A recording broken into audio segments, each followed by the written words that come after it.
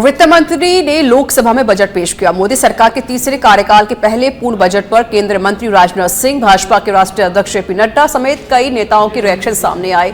केंद्रीय गृह मंत्री अमित शाह ने बजट की तारीफ करते हुए कहा कि बजट 2025 विकसित और हर क्षेत्र में श्रेष्ठ भारत के निर्माण की दिशा में मोदी सरकार की दूरदर्शिता का ब्लूप्रिंट बताया।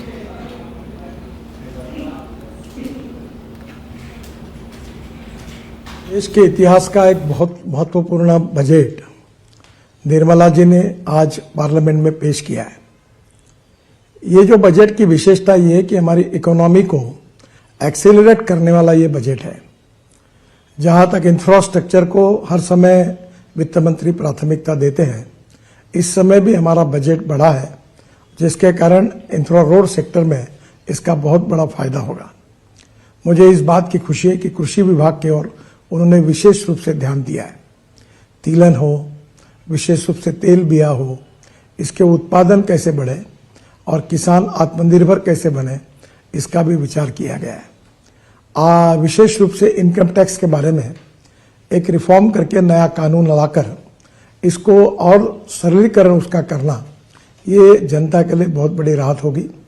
और 12 लाख रुपए की उत्पादन के लिए इनकम टैक्स में जो राहत दी गई है, वो भी बहुत महत्वपूर्ण है। विशेष रूप से मिडिल क्लास का विचार किया गया है और मध्यम वर्गीय, उसके साथ लोअर मिडिल क्लास और गांव गरीब मजदूर किसान, इसमें रोजगार कैसे निर्माण हो और सस्टेनेबल डेवलपमेंट कैसी हो, इसका विचार करते हुए इस बजट ने पब्लिक प्राइवेट इन्वेस्टमेंट को इनकरेज किया है।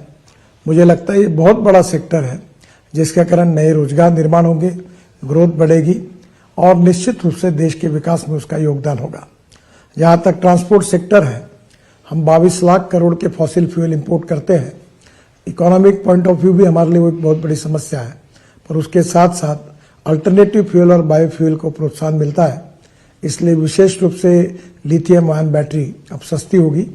Scooter, electric car, electric bus, अब इलेक्ट्रिक ट्रक, इनकी